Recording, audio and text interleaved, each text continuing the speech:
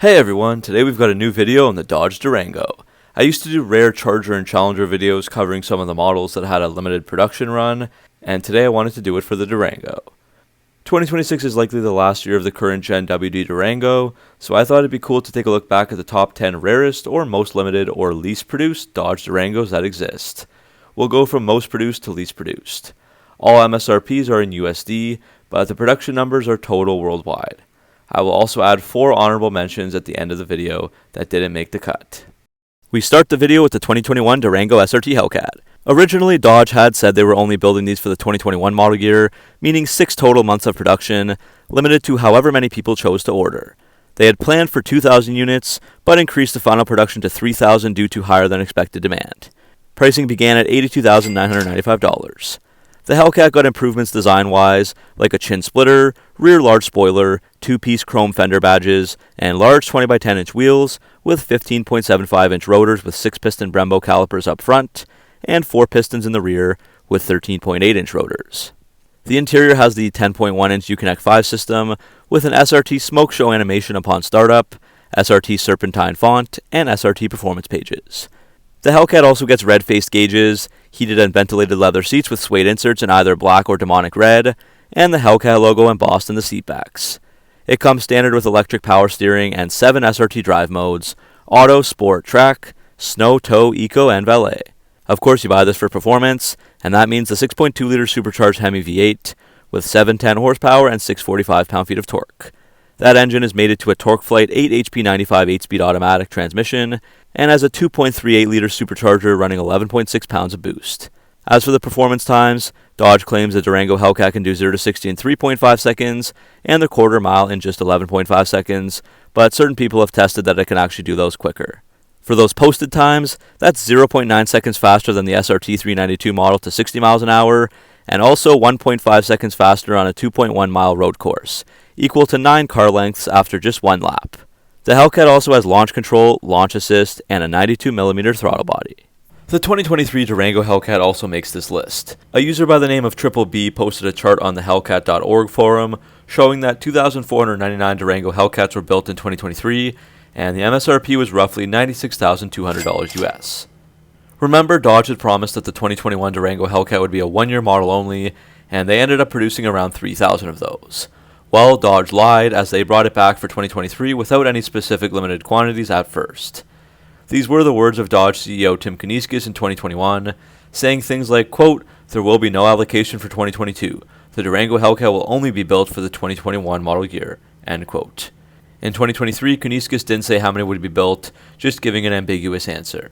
Bringing it back for 2023 even resulted in a class action lawsuit from several 2021 Durango Hellcat owners who said they didn't think Dodge really planned to offer the vehicle in the limited numbers that they initially stated, and instead used the first offering as a way to create a sense of urgency and the idea of exclusivity. In any case, it still makes 9th on my list here, and the specs are the same as in 2021, so I won't repeat them. Just like the Dodge Charger and Challenger, the Durango got a few different last call Hemi models, one of them being the SRT392 AlcHEMI. The 2025 model year was expected to be the final year for the current generation Durango, but of course things changed, and both the Durango and the Hemis are continuing to be produced at least through 2026. However, the SRT392 model was actually discontinued after 2024, so I guess this last call AlcHEMI makes sense. So this is based on the SRT392 premium models. Those start at $86,200, and this version will be $3,595 more for the package, with just 1,000 units produced, split equally between 4 colors. So 250 in diamond black, destroyer gray, vapor gray, and white knuckle. The AlcHEMI name references alchemy, as an alchemist is a person that attempts to change ordinary metals into gold, and Dodge has seemingly tried to incorporate that into the visuals of the Durango with some yellow colors. The key features of this package include 20x10-inch satin black forged SRT wheels, yellow Brembo calipers, satin black 392 vinyl fender decals with yellow accents, honeycomb textured dual racing stripes with yellow accent borders, black exhaust tips, and midnight metallic grille and liftgate badges. Inside, the seats have yellow and silver stitching with the 392 logo embroidered, as well as a leather and suede steering wheel with a white backlit SRT logo and forged carbon fiber interior accents. For the final model year of its second generation, the Dodge Durango got a hybrid model, sharing its 2-mode hybrid system with the Chrysler Aspen. It's estimated that Chrysler built 400 of each. The hybrid was only available on the limited model with four-wheel drive, starting at $45,340, which was an increase of $3,600 over a non-hybrid version. These were fully loaded with leather heated seats, a power tailgate, trailer sway control, and a rear park assist system. The only possible add-ons were the rear DVD entertainment system, power sunroof, and trailer tow package. This system was developed together by BMW, Mercedes, GM, and Chrysler, and used an electrically continuously variable transmission along with the 5.7-liter Hemi. This eCVT has two operating modes, so one is like a regular CVT, and the other has four fixed gears. A 300-volt battery pack was found under the second row of seats that added 350 pounds of weight. Electric motors within the transmission housing helped to generate 87 horsepower and 235 pound-feet of torque, along with the 5.7-liter V8, but the combined output wasn't much more than a standard Hemi, with 385 horsepower and 380 pound-feet of torque. The gas mileage was boosted by 46% in the city and 11% on the highway, up to 19 city and 20 highway MPG, whereas in the normal Hemi it was 13 city and 18 highway. The hybrid can also tow 6,000 pounds, less than the Hemi's 8,950 pound rating. I have seen people getting up to 23 or 24 mpg on the highway though with this hybrid. Performance was hurt quite a bit though, as the hybrid could do 0 to 60 in 8.9 seconds and the quarter mile in 16.8 seconds, which is roughly 1.5 seconds slower than the regular Hemi could. So as I said, this is a two-mode system. The first mode operates the SUV under full engine power with both the Hemi and electric motors, and the system automatically cuts off the engine and uses 100% battery whenever you travel below 25 miles per hour. The second mode is meant for higher speeds and loads, like towing or accelerating. Regenerative braking helps to recharge the batteries with each stop, and MDS is also still a feature on the Hemi. Dodge says you're not supposed to feel the hybrid system working, but it's definitely not seamless, and reviewers have experienced stutters during acceleration and various clunks and dead spots at certain speeds or when it's switching modes. Dodge also added a cluster on the gauge to tell you when the hybrid modes are operating, and you can find more stats in the nav screen, like the real-time MPG. There was no difference on the exterior from a regular limited Hemi model other than some badging, but it did get smaller 18-inch wheels with low rolling resistance tires. 2025 saw 3 different versions of the Hellcat Durango produced. The exact production numbers weren't announced, but Dodge says these 3 were limited edition and the only Hellcats available, so you couldn't customize or build your own like in the past years. I estimate there will be only roughly 350 of each of these. Of course, it's hard to find out exactly, but in 2024 there were around 1,100 Hellcat Durangos sold, so let's divide by 3 to get roughly 350. Each one had an MSRP of $113,720 when they were first released. The first special edition model of a Durango SRT Hellcat ever started with the Silver Bullet. This was finished in triple nickel paint, getting a satin black painted hood, gray metallic SRT Hellcat badging, SRT black exhaust tips, a satin black taillight badge, and 20 by 10 inch lights out wheels with red 6-piston Brembos. Inside gets ebony red Napa leather seats, the first time they've ever been featured on a Durango. The second is the Hammerhead. This one is finished in the Night Moves paint color, a deep dark blue. It has a satin black painted hood, bright exhaust tips, 20 by 10 inch satin carbon wheels, and black 6-piston Brembo brakes. Inside, the name comes from the Hammerhead gray Laguna leather seats with a sepia SRT Hellcat logo. The third and final variant is the Brass Monkey, finished in a red oxide color with beautiful 20 by 10 inch Brass Monkey colored wheels. Along with the satin black hood, it has Brass Monkey exterior badging, black exhaust tips, and black 6-piston Brembos. Inside it has sepia Laguna leather seats with a silver SRT Hellcat logo embroidered on them. As for some common features that are shared between these, inside each steering wheel is leather and suede with silver and sepia stitching throughout the interior. They also get a premium wrapped instrument panel, forged carbon fiber and light chrome accents, and a suede headliner.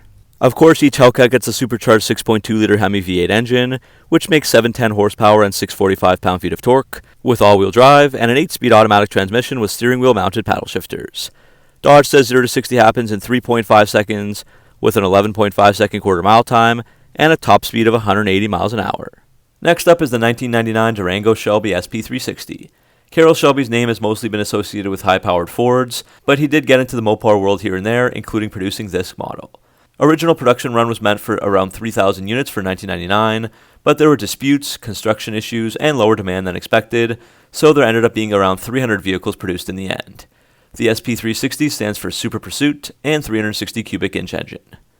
The original cost was a rather steep $55,000 for the time, but you could opt out of the supercharger and four-wheel drive system since those were dealer-installed options and pay $44,000. So I have seen some trucks out there without the forced induction, which is pretty sad. These all get Viper blue paint and dual white racing stripes. Most of the body was aggressively restyled with twin intake hood scoops, mesh grills, new lower front fascia and side skirts, IPF driving lights, and the roof rack was removed. The rear got a new lower fascia and stainless steel exhaust tips. The wheels were SEC 18 by 8 inches with 285/45/018 Goodyear Eagle GS tires, and beneath those wheels were still-in 6-piston front calipers and drilled and ventilated rotors in all four corners. The whole truck is also lowered 3 inches with Edelbrock IAS shocks. As for the interior, high-back Cerula leather bucket seats finished in gray and black were added for the first 2 rows, with a Shelby signature embroidered in the seatbacks, while the dashboard and other surfaces would get covered with genuine carbon fiber trim. Extra gauges were added so you can view the boost and fuel pressure on the A-pillar. Dropping from the ceiling was a 6.4-inch LCD video monitor that was connected to a VCR player. There's also a Shelby signature plaque with your vehicle serial number that's mounted to the dash. The main draw here was the supercharged 5.9-liter Magnum V8. A Ken Bell Whipple twin screw supercharger was added, running 7 pounds of boost, and a Ken Bell air induction system and headers running out through a 2.5-inch dual performance exhaust system was also there. This system generated 360 horsepower and 4 12 pound-feet of torque, a massive increase of 115 horsepower and 82 pound-feet of torque over a regular 5.9-liter in 1999. The rest of the drivetrain was kept standard, including the 4-speed automatic transmission, full-time 4-wheel drive transfer case, and 3.92:1 final drive ratio gears. This was by far the fastest Durango model of the entire first generation, able to do 0 to 60 in 6.7 seconds and the quarter mile in 15.2 seconds. The RT was the next up with a regular 5.9-liter V8, and that had a 0 to 60 time of 8.2 seconds with a quarter mile time of 16.3 seconds. Unfortunately, this model is relatively unheard of, likely because it was a few years ahead of its time. Shelby wanted to make an exciting impact on the performance SUV market, but this was years before the likes of the AMGs, M models, and other performance SUVs from Ford or GM. The 9th edition in Mopar's series of factory-modified vehicles was the Mopar 18 edition Durango. In this series, Mopar releases one special edition of one model each year and decks it out with some custom pieces and makes them in limited quantities. So this is a super rare Durango that I've never seen in person, and it was limited to just 250 units for the 2018 model year. This package cost an additional $8,000 on top of the SRT price, so it put the cost around $80,000 US. This Mopar 18 is based on the SRT392 model, and out of 250 there was 2 colors available. 181 were produced in Octane Red, and 69 in B5 Blue, with most models going to the US. Each Durango was two-tone with a black painted roof, black decal around the rear taillight, and they each received Mopar 18 badges on the grille and rear hatch. Also included was a Mopar Performance catback exhaust system and lowering springs, and these were supposed to be dealer installed after purchase and included with your Durango. Dodge left those parts to the dealer, but there are some Mopar 18s that don't have them installed, possibly due to some customers not wanting them added on, or dealers not telling buyers that they were owed these and just pocketing the money in parts. The exhaust system was 2.75 inches with 4-inch tips, while the springs lowered the SUV by 0.6 inches.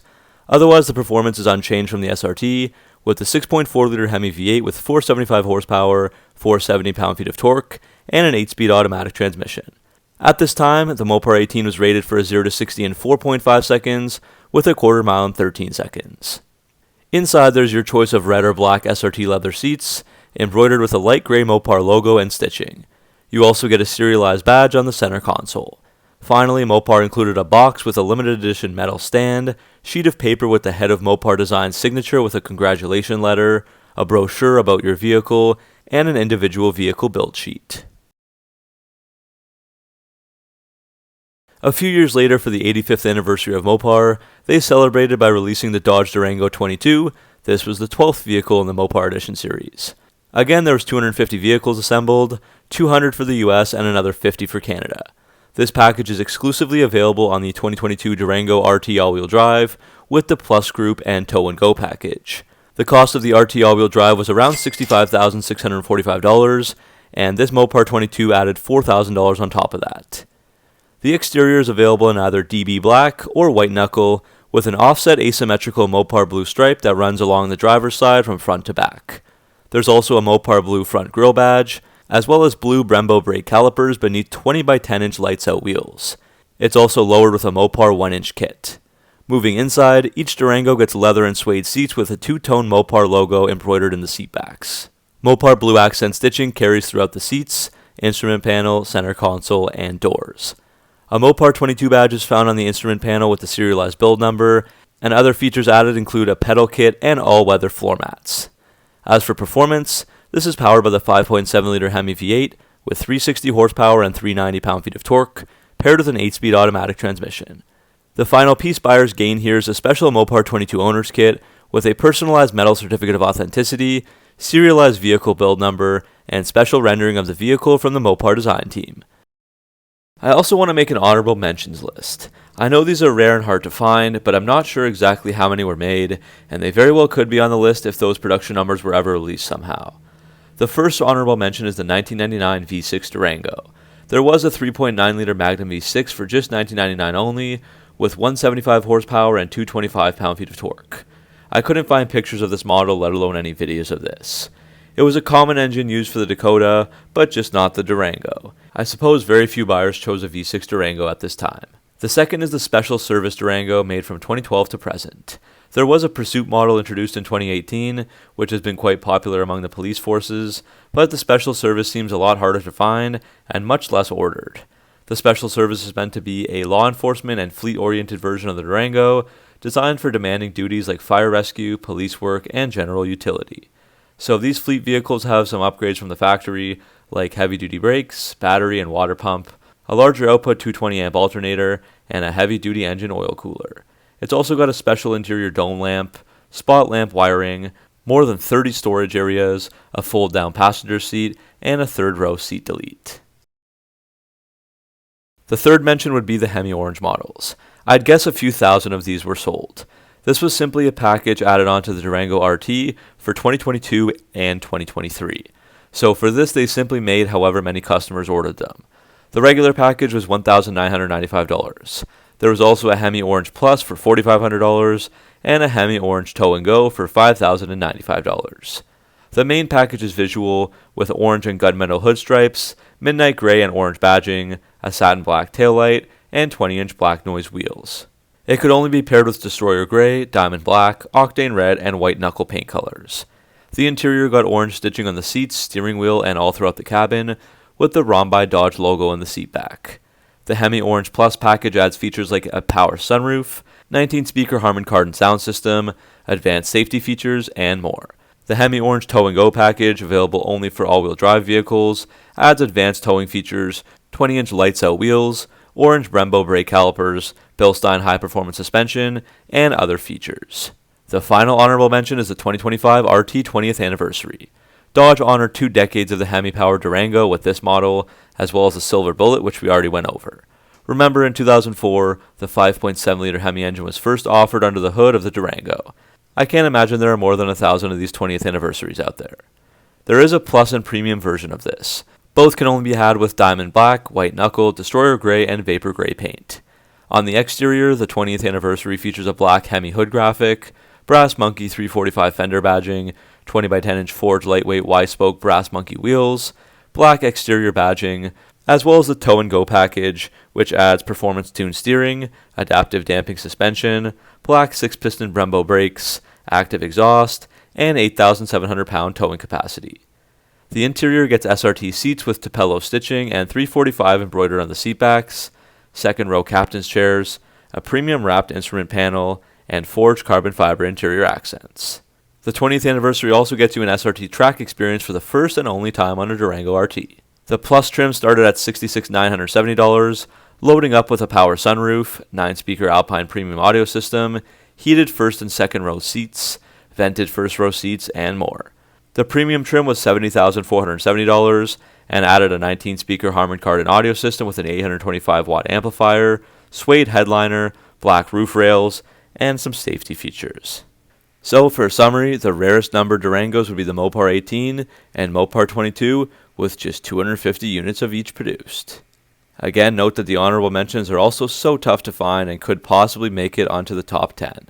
So that's the end of this video on the top 10 rarest Dodge Durangos ever made. Hopefully you enjoyed taking a deep dive into these models. Let me know which was your favorite or if you have any down in the comments section below. I honestly have a soft spot for that 2009 hybrid, as it's such a unicorn and oddball, but also such a cool and hard to find vehicle at the same time. Anyways, thanks for watching, make sure to like and subscribe for all your Mopar content, and I'll see you in the next video.